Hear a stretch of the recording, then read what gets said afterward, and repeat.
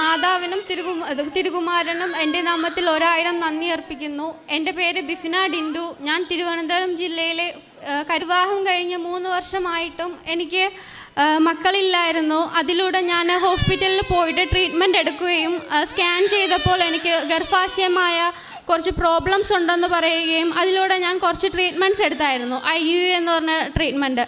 അത് 2 വട്ടം ചെയ്തിട്ടും 2 വട്ടം എനിക്ക് ഫെയിലിയർ ആയിരുന്നു. എന്നിട്ട് ഞാൻ ഹോസ്പിറ്റൽ ട്രീറ്റ്മെൻറ്റ് എല്ലാം സ്റ്റോപ്പ് ചെയ്ത് വച്ചിരുന്ന സമയമായിരുന്നു. അപ്പം മേരി ആൻറ്റി ഞങ്ങൾ ഇടവകയിലുള്ളൊരു ആൻറ്റി ആയിരുന്നു. അപ്പോൾ ആൻറ്റി വന്നിട്ട് എന്നോട് പറഞ്ഞു, നീ എല്ലാ ട്രീറ്റ്മെൻറ്റും എല്ലാ ഹോസ്പിറ്റലിലും കയറി ഇറങ്ങിയല്ലോ, അപ്പോൾ കൃപാസനത്ത് വന്ന ഒരു ഇടംപിടിയെടുത്ത് മാതാവിൻ്റെ അടുത്ത് പ്രാർത്ഥിച്ച് നോക്കുക, ചിലപ്പോൾ നിനക്ക് കിട്ടിയാൽ എന്ത് ചെയ്യും, നീ വന്ന് പ്രാർത്ഥിച്ച് നോക്കും. അപ്പം ഞാൻ കാര്യമായിട്ട് അത് എടുത്തില്ലായിരുന്നു, ഞാൻ കെയർലെസ് ആയിട്ട് വിടുമായിരുന്നു. പിന്നെ വീണ്ടും വന്ന് എന്നോട് സംസാരിച്ചപ്പോൾ എനിക്കെന്തോ ഉള്ളിൽ തോന്നി, എനിക്ക് മാതാവിൻ്റെ അടുത്ത് വരണമെന്നും ഉടമ്പടി എടുക്കണമെന്നും. അതിൻ്റെ ഭാഗമായിട്ട് ഞാൻ ഉടമ്പടി 2022 നവംബർ 26-ാം തീയതി അന്ന് തന്നെ ആയിരുന്നു എനിക്ക് പീരീഡിൻ്റെ ഡേറ്റും.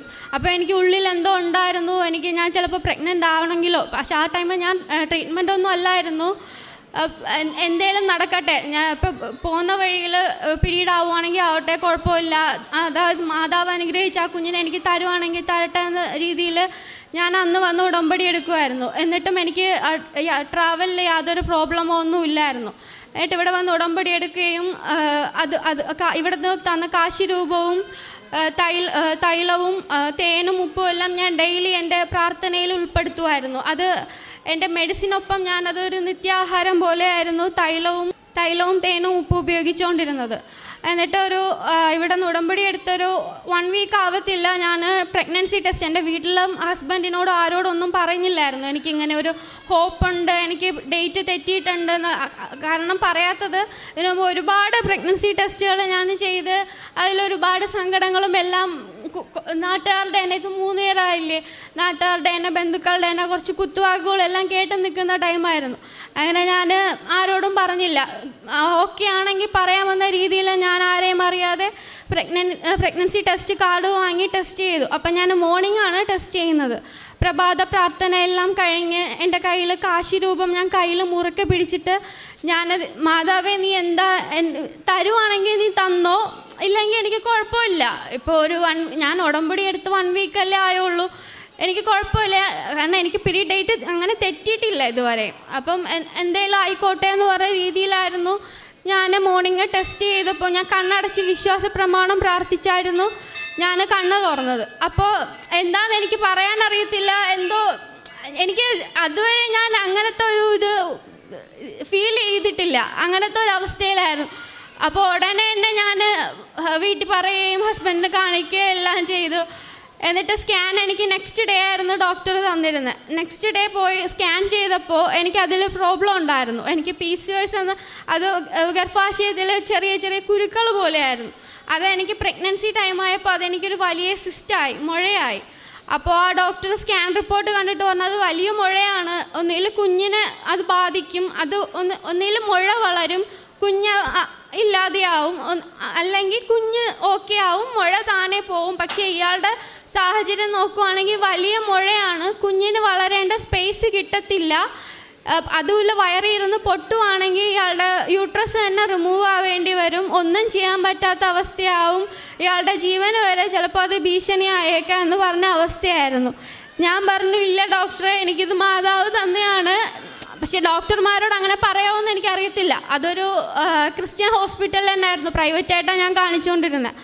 അപ്പോൾ ആ ഡോക്ടർ പറഞ്ഞു, അയ്യോ ഞങ്ങൾക്കൊന്നും ചെയ്യാൻ പറ്റത്തില്ല, ഇയാളുടെ റിസ്കിൽ എന്താണ് തിരഞ്ഞെടുക്കുവാണെങ്കിൽ എടുത്തോ. ഞാൻ പറഞ്ഞില്ല, ഞാൻ എൻ്റെ സ്വന്തം റിസ്കിൽ ഞാൻ എന്തായാലും എനിക്ക് കുഴപ്പമില്ല എന്ന് പറഞ്ഞു. അപ്പോൾ ഡോക്ടർ പറഞ്ഞു, അപ്പോൾ 3 മന്ത് സ്കാനിൽ നോക്കാം, അതിനുള്ളിൽ എന്തെങ്കിലും പറ്റുവാണെങ്കിൽ ഞങ്ങൾ ഉത്തരവാദി അല്ല എന്ന് പറഞ്ഞു. ഞാൻ പറഞ്ഞാൽ ഓക്കെ ഡോക്ടർ, കുഴപ്പമില്ല. അപ്പോൾ കംപ്ലീറ്റ് റെസ്റ്റാണ് എനിക്ക് പറഞ്ഞിരുന്നത്.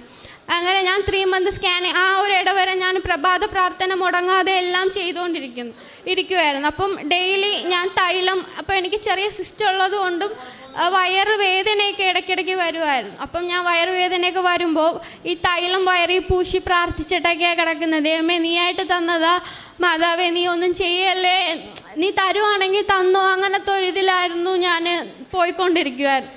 അങ്ങനെ ഉപ്പും തേനും എല്ലാം ഞാൻ ഡെയിലി എൻ്റെ മരുന്നിനൊപ്പം ഞാനത് കൂടെ കൂട്ടിയിരുന്ന ഒരു അവസ്ഥയായിരുന്നു എനിക്കുണ്ടായിരുന്നത്. അതായിരുന്നു പക്ഷേ എനിക്ക് ലാസ്റ്റ് വരെ എന്നെ തുണച്ചതെന്ന് പറയാം.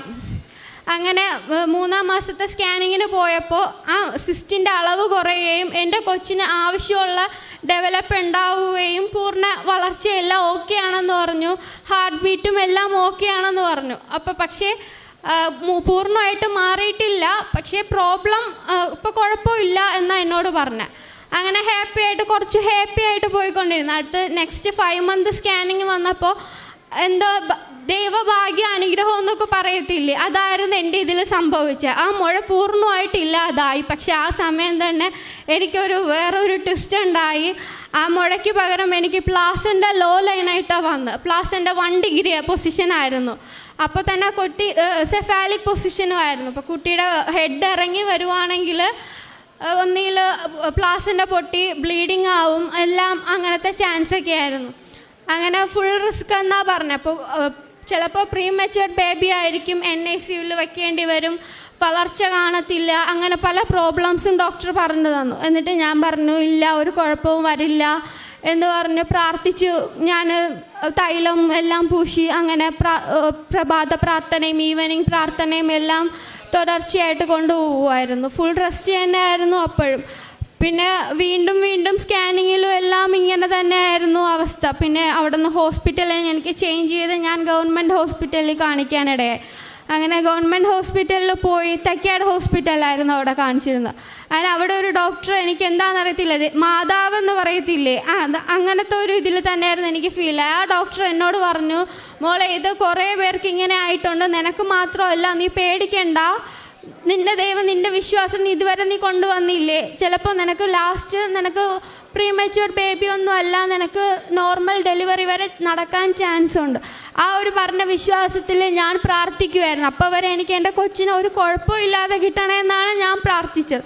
ഈ ഡോക്ടർ പറഞ്ഞതിന് ശേഷം എനിക്ക് നോർമൽ ഡെലിവറിയിലൂടെ എൻ്റെ കൊച്ചിന് ഒരു കുഴപ്പമില്ലാതെ കിട്ടണമെന്ന് ഞാൻ പ്രാർത്ഥിച്ച് അങ്ങനെ വരുമായിരുന്നു. അങ്ങനെ സ്കാനിങ്ങിന് പോകുമ്പോൾ എല്ലാം ഞാൻ കാശി രൂപവും കയ്യിൽ തൈലവും എല്ലാം കൊണ്ടുപോയി വയറിലെല്ലാം പൂശിയിട്ടാണ് ഞാൻ സ്കാനിങ്ങിന് കയറുന്നത്. അങ്ങനെ ലാസ്റ്റ് സ്കാനിങ് എത്തി, ഡെലിവറിക്ക് 1 വീക്ക് മുമ്പേ. അതിനുള്ളിൽ തന്നെ ഒരു 1 മന്തോളം ഞാൻ ഹോസ്പിറ്റലിൽ അഡ്മിറ്റായിരുന്നു. കാരണം HB കുറവായിട്ടും പിന്നെ ഈ പ്ലാസൻ്റെ ലോ ലൈൻ ആയതുകൊണ്ടും ബ്ലീഡിങ് ഉണ്ടായ ഇത്രയും ദൂരം ട്രാവൽ ചെയ്ത് വരണ ബുദ്ധിമുട്ടായതുകൊണ്ടും അങ്ങനെയാണ് ഹോസ്പിറ്റൽ അഡ്മിറ്റാക്കിയിട്ടിരുന്നത്. അപ്പോൾ അതിൻ്റെ ഇടയിലെല്ലാം എനിക്ക് 2 വീക്ക് അടുക്ക എനിക്ക് സ്കാനിങ് ഒക്കെ ഉണ്ടായിരുന്നു. അങ്ങനെ ലാസ്റ്റ് സ്കാനിങ്ങിൽ എനിക്ക് എന്താണെന്ന് അറിയത്തില്ല, ഡോക്ടർ തന്നെ പറഞ്ഞു, മോളെ നിൻ്റെ പ്ലാസിൻ്റെ ഒറ്റ അടിക്കാണ് മേളിലോട്ട് പോയേക്കുന്നത്, ഇത് ഇതുവരെ ഞാൻ കണ്ടിട്ടില്ല, കാരണം സ്റ്റെപ്പ് ബൈ ഇത്തിരി പൊങ്ങും, അങ്ങനെയുള്ളൂ, ഇത് ഒറ്റ അടിക്ക് മേളിലോട്ടായിട്ടുണ്ട്, നോർമൽ ഡെലിവറി ഇപ്പോൾ പോസിബിളാണ്, അതുമില്ല ബേബീൻ്റെ ഹെഡ് വലിപ്പം കുറവാണ്, ആവറേജ് വെയിറ്റേ ഉള്ളൂ, വലിപ്പം കുറവ്, അതുകൊണ്ട് യാതൊരു ബുദ്ധിമുട്ടും അങ്ങനെ ഒന്നും ഉണ്ടാവത്തില്ല എന്ന് പറഞ്ഞു. അങ്ങനെ എനിക്ക് ഡേറ്റ് ജൂലൈ 27 എന്ന് തന്നു. അപ്പം അതിനുള്ളിൽ തന്നെ എനിക്ക് പെയിനൊക്കെ സ്റ്റാർട്ട് ചെയ്തായിരുന്നു. അപ്പോൾ എനിക്ക് പെയിൻ സ്റ്റാർട്ട് ചെയ്തുവെങ്കിലും അധികം യൂട്രസ് വികസനം ഉണ്ടായില്ല. അങ്ങനെ ഒരു മെഡിസിൻ സ്റ്റാർട്ട് ചെയ്തു. അപ്പോൾ മെഡിസിൻ ഫസ്റ്റ് ഡോസ് ഞാൻ കഴിച്ചിട്ടിരുന്നപ്പോൾ അടുത്ത് ഡോക്ടർ വന്ന്, എനിക്ക് നേഴ്സാണ് മെഡിസിൻ തന്നത്. എൻ്റെ ഡോക്ടർ വന്ന് റൗണ്ട്സിന് വന്നപ്പോൾ എന്നോട് ചോദിച്ചു, ബിഫിന് എന്തെങ്കിലും അലർജി എന്തെങ്കിലും ഉണ്ടോ ഇതിനു മുമ്പേ? അപ്പോൾ എനിക്കറിയില്ലായിരുന്നു. എനിക്ക് 2 വയസ്സായിരുന്ന സമയം പെൻസിലിൽ നിന്ന് മെഡിസിൻ എനിക്ക് അലർജി ആയിരുന്ന കാര്യം എനിക്ക് അറിയില്ലായിരുന്നു. അപ്പം ഞാൻ പറഞ്ഞു ഇല്ല, ഒന്നുമില്ലായിരുന്നു. അപ്പോൾ അമ്മ അടുത്തുണ്ടായിരുന്നു. അമ്മ പെട്ടെന്നും പറഞ്ഞു, ഇല്ല പെൻസിലിൻ അലർജി ഉണ്ട് ഡോക്ടറെ, അത് 2 വയസ്സിലായിരുന്നു, പിന്നെ കുഴപ്പമൊന്നുമില്ല, യാതൊരു പ്രോബ്ലമോ അങ്ങനെ ഒന്നുമില്ല എന്നാണ് പറഞ്ഞത്. പക്ഷേ ഡോക്ടറിൻ്റെ പേടിയായി, അഥവാ നോർമൽ ഡെലിവറി അല്ല സിസേറിയനോ അല്ലെങ്കിൽ കോംപ്ലിക്കേഷനോ എന്തെങ്കിലും ആവുകയാണെങ്കിൽ പെൻസിലിൻ മെഡിസിൻ വിഭാഗത്തിൽ പെടുന്ന കുറേ ഡ്രഗ്സ്, അങ്ങനത്തെ പെയിൻ കില്ലേഴ്സ് അങ്ങനത്തെ ഇത് വരുമ്പോൾ ആണെങ്കിൽ ഡോസ് അവർക്ക് കൊടുക്കാൻ പറ്റത്തില്ല. അതിനുള്ളിൽ ഡ്രഗ്സിൻ്റെ എന്തോ ഒരു ടെസ്റ്റ് ചെയ്യണമെന്ന് പറഞ്ഞു, അത് ചെയ്തിട്ടില്ല. അപ്പോൾ എന്തെങ്കിലും പ്രോബ്ലം ഉണ്ടെങ്കിൽ അത് പ്രോബ്ലം ആവും, എന്തെങ്കിലും വരുവാണെങ്കിൽ ഹോസ്പിറ്റലിൽ ഡോക്ടർ വൈസ് ഇഷ്യൂസ് ആവും, ഇവിടെ പറ്റത്തില്ല, SAT ഹോസ്പിറ്റലിൽ ഷിഫ്റ്റ് ചെയ്യ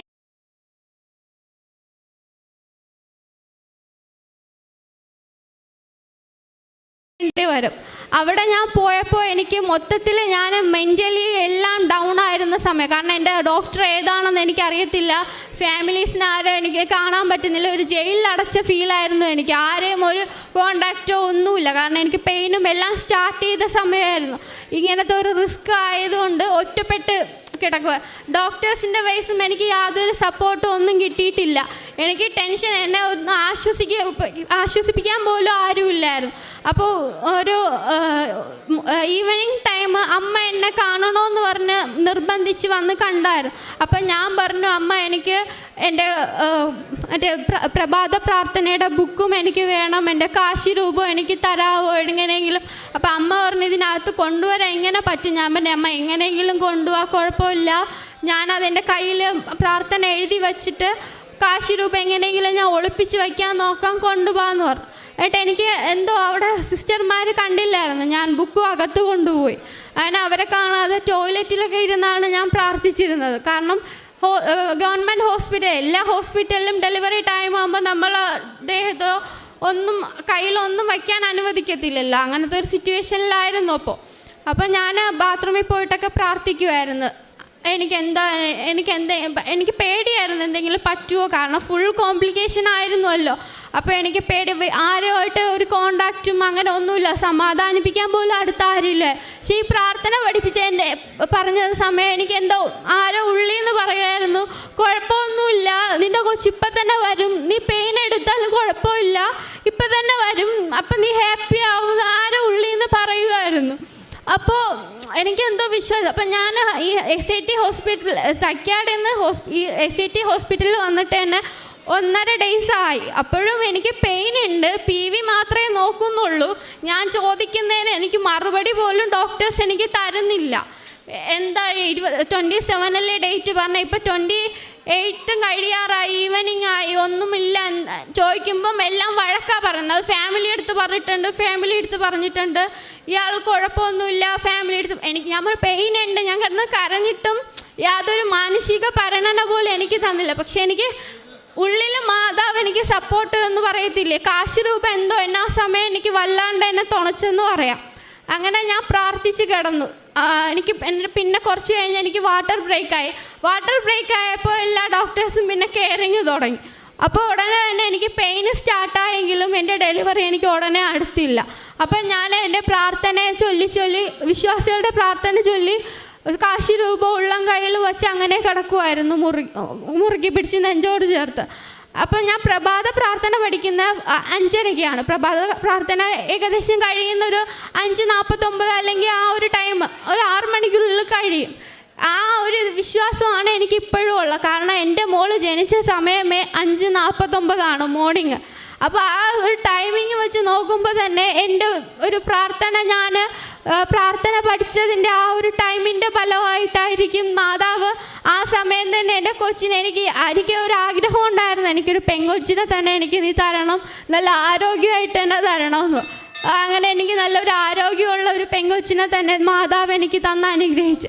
ആദ്യം എനിക്ക് ദൈവത്തിൽ പ്രാർത്ഥിക്കും, അങ്ങനെ അത്രയ്ക്ക് വിശ്വാസം അങ്ങനെ ഒന്നുമില്ലായിരുന്നു. പക്ഷേ ഈ പ്രാർത്ഥനകൾ പഠിച്ചതിലൂടെ എനിക്കെന്തോ എന്തുണ്ടെങ്കിലും ഇപ്പം ഞാൻ മാതാവിനെയും ദൈവത്തിനെയും വിശുദ്ധരെയൊക്കെ വിളിച്ച് ഞാൻ പ്രാർത്ഥിച്ചിട്ടാണ് ഞാനിപ്പോൾ ഓരോ കാര്യങ്ങളും ചെയ്യുകയും, ഞാൻ ഇപ്പോൾ എന്തെങ്കിലും തെറ്റ് ചെയ്തിട്ടുണ്ടെങ്കിലും ഞാൻ ക്ഷമ ചോദിക്കുകയൊക്കെ, എന്തോ ഞാനല്ലാത്ത അവസ്ഥയിൽ ഇപ്പോൾ ഞാനായിട്ടുണ്ട്.